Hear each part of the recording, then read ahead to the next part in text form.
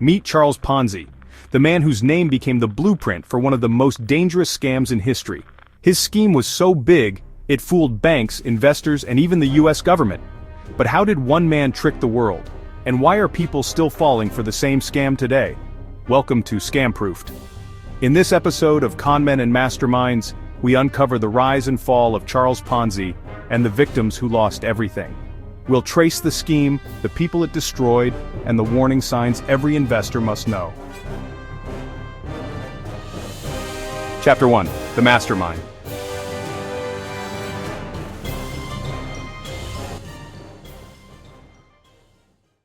Born in Italy in 1882, Ponzi arrived in America with just $2.50 in his pocket.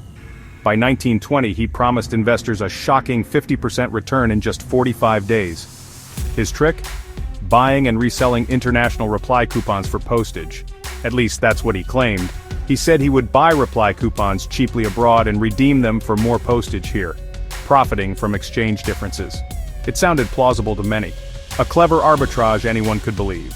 But there was a problem. The math and logistics didn't add up at scale.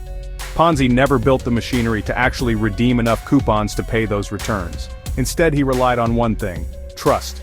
People liked his charm and the early payouts they saw. Early investors received the promised returns, paid not from profits but from new investors' money. This is the core trick you must understand. Money from newcomers keeps the illusion alive. What began as a clever-sounding idea became a house of cards.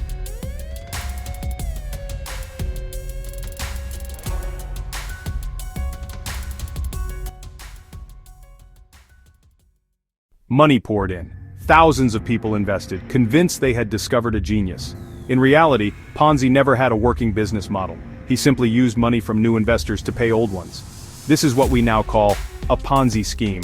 Ponzi cultivated prestige, luxury cars, fancy offices, and public endorsements.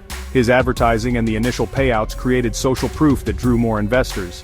It looks familiar today: promises amplified, fear of missing out, referral networks.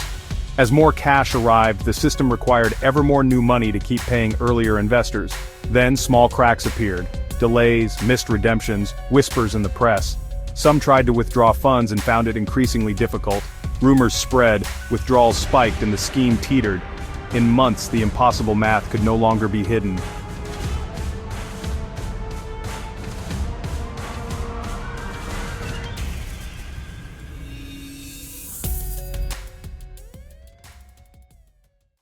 Ordinary families, business owners, even wealthy bankers fell for Ponzi's promise.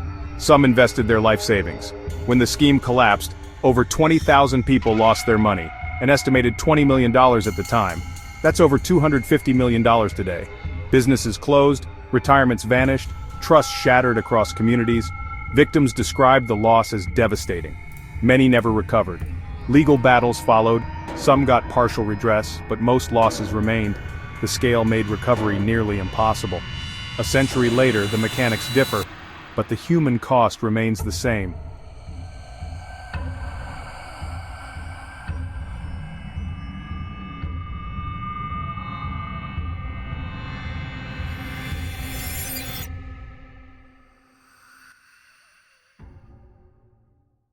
Journalists investigated, the government stepped in. Within months, the scheme unraveled. Ponzi was arrested, convicted of mail fraud, and sentenced to prison.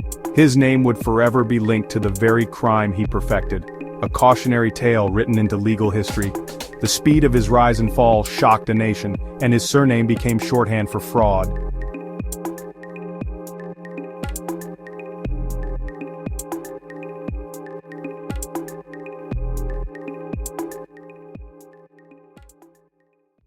Ponzi's story is a reminder: if someone promises quick riches with no risk, it's almost always a scam.